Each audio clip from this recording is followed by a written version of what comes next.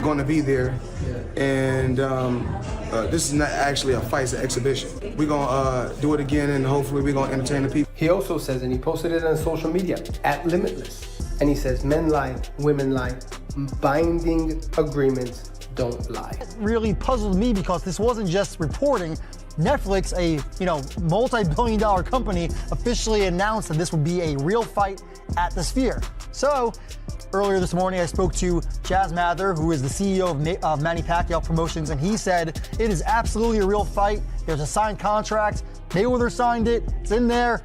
That it's a real fight that'll count on their records, and it's going to be at the Sphere. So I'm not sure what Floyd is talking about. I don't know if Floyd got bad advice, but he's contracted, so it would be a breach if not. I don't see him turning down a major payday over this, but it will bear watching. And also, I'm told that further to that, Pacquiao has no interest in this if it's not. Max Kellerman has stirred major discussion after raising concerns about Floyd Mayweather Jr.'s latest reported business venture.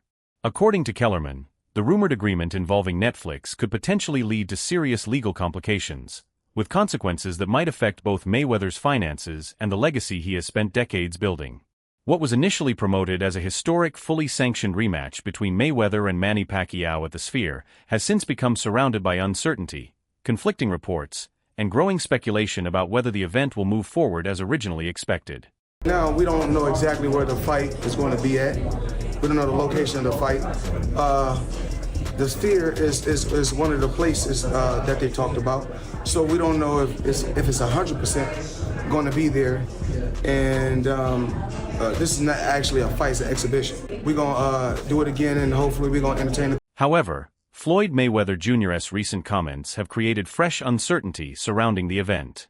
He has appeared to downplay the certainty of both the venue and the format of the fight, suggesting that key details are still being finalized. More notably, Mayweather indicated that his undefeated 50-0 record may not be on the line, fueling speculation that the matchup could take place as an exhibition rather than an officially sanctioned professional bout. Yeah, Max, so Mayweather threw some cold water on any excitement for the fight with Manny Pacquiao in September when last week he did an interview and said that it's not going to be a real fight, it's going to be an exhibition and not necessarily going to be at the Sphere. And Max, that really puzzled me because this wasn't just reporting. Netflix, a multi-billion-dollar company, officially announced that this would be a real fight at the Sphere. That change in messaging has sparked even more speculation, particularly amid reports that the proposed agreement involving Netflix was based on a fully sanctioned professional fight. The situation intensified after Manny Pacquiao's camp responded publicly. Jazzer Mather, CEO of Pacquiao Promotions, shared a strongly worded statement on social media, emphasizing that legally binding agreements cannot simply be altered without consent. Many interpreted the message as a direct warning to Floyd Mayweather Jr.'s team, making it clear that Pacquiao's camp expects any original contractual terms to be fully respected. Earlier this morning, I spoke to Jazz Mather, who is the CEO of Manny Pacquiao Promotions, and he said it is absolutely a real fight. There's a signed contract. Mayweather signed it. It's in there. That it's a real fight that'll count on their records, and it's going to be at the Sphere. So I'm not sure what Floyd is talking about. I don't know if Floyd got bad advice, but he's contracted, so it would be a breach if not. I don't see him turning down a major payday over this, but it will bear watching. And also, I'm told that further to that, Pacquiao has no interest in this if it's not. The controversy has also prompted reactions from across the boxing community. Terence Crawford, who has often spoken openly about the sport's structure, questioned how so much uncertainty could surround what was reportedly presented as a finalized agreement. He argued that situations like this expose the lack of consistency in boxing's governance and suggested that the sport would benefit from a more organized system. Crawford also referenced Dana White's interest in expanding into boxing, saying he hopes a more centralized approach could bring greater structure and transparency to an industry that is often viewed as fragmented. With it at first, but boxing is corrupt, and we all know it, and we just gotta wait and see how this Zuffa play out. And I'm hoping that it plays out for the best of the fighters, and I'm hoping that boxing get its act together and start doing what it. Dana White has also expressed skepticism about whether the proposed fight will actually happen. He questioned the ongoing uncertainty surrounding the event, noting that the lack of clear direction makes it difficult to believe everything is firmly in place. White also pointed to the enormous financial requirements involved in staging a blockbuster event of that scale, explaining that production costs alone could exceed $20 million before factoring in fighter purses, marketing expenses, and other logistical costs. In his view, without firm commitments and a clear plan, attracting investors and major sponsors becomes far more challenging. Shit, what is paying for production? They're in for a big surprise. It is incredibly expensive. Now, interesting. They better call somebody. At the same time, the controversy has reignited public discussion about Floyd Mayweather Jr.'s financial situation.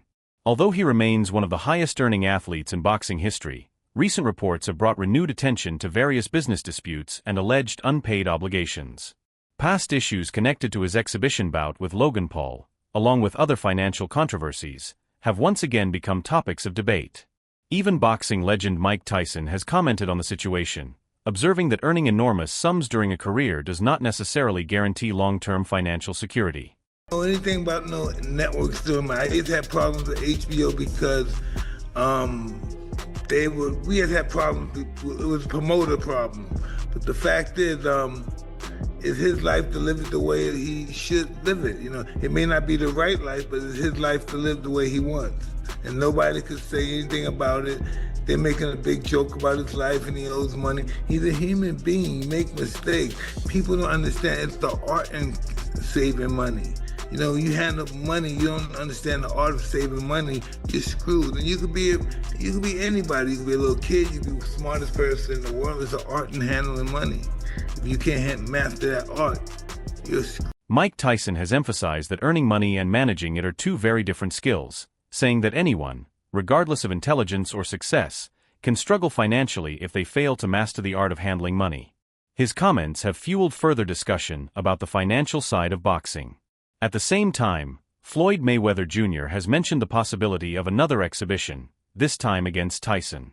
However, Tyson has admitted that he is uncertain whether the event will ever take place, underscoring how difficult it has become to finalize high-profile boxing spectacles amid financial negotiations, legal considerations, and conflicting expectations. That's something I signed for already. It's already going down. It's going to be going down in Africa. Is it still happening on April 25th? I believe so. Okay. So this small injury is not going to preclude it from happening? Well, we'll see. Okay. Does this interest you, like in the kind of way that the Jake Paul fight interested you, like to fight a guy like Floyd, obviously with a... It's going to be pretty interesting. I'm looking forward to it, yes. Yes, and especially in a setting like that, right? I think you were over there and got to meet the people. Yeah, I was over there, and it's going to be in the same ring that Muhammad Ali and George Foreman. Critics have also questioned both the timing and the purpose of a potential rematch between Floyd Mayweather Jr. and Manny Pacquiao. With both men well beyond their prime years, some analysts believe the fight would struggle to live up to the historic expectations created by their first meeting. Trainer Robert Garcia has suggested that Mayweather does not appear fully committed to the matchup, while others argue the event seems driven more by financial opportunity than by genuine sporting competition. You're talking about $100 million each, maybe, I don't know, and so it's hard to say no to that, man, especially if rumors are right that both might be having financial issues, then picking up another $100 million is not going to hurt them. Plus, it's going to be a fight where, if I'm not mistaken, both can already be grandpas. I know Mayweather is. Yes. Pacquiao, I'm not 100% sure, but he might already be a grandpa. He's 47, I think. He'll be 47 by the time they fight. So look, I'm not excited about that fight, honestly. Paulie Malignaggi offered a more balanced perspective, arguing that while Floyd Mayweather Jr. is not financially broke, he could still be facing considerable financial pressure. In Malignaggi's view, the most sensible course of action would be to honor the original agreement and proceed with a legitimate professional fight. He believes an officially sanctioned bout would generate significantly greater revenue than an exhibition, particularly with the added interest from legalized sports betting and the broader commercial opportunities available in the United States.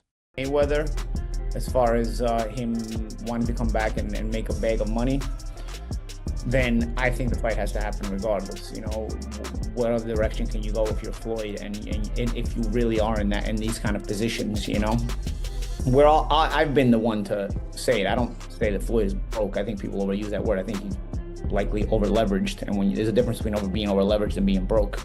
Being over-leveraged, if you're not careful, can lead you to being broke, but being over-leveraged also you can just rebound and make a bag of money, and now you're perfectly leveraged, then you're fine, and you still have all that stuff that you had before, you know? So I think if that's the case, regardless, I think Floyd probably may be forced to do it the way Netflix decides to do it. Meanwhile, additional reports of legal disputes have continued to attract attention, including claims involving unpaid luxury purchases and property-related disagreements.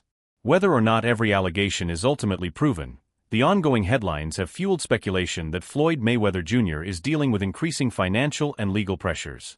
As a result, some critics have argued that his recent business ventures and potential return to the ring may be motivated more by financial considerations than by a desire to further enhance his boxing legacy. This immaculate place in Vegas, thinking he's going to turn it over. Like, he's flipped a couple of different properties. I'll give him some credit there. I think he flipped a house in Florida from 18 to 20 mil, and he's got a place in LA that's like $25 million he's trying to sell now for like 48, which it's funny how now all of a sudden Floyd's trying to sell all of his assets. What does that tell you?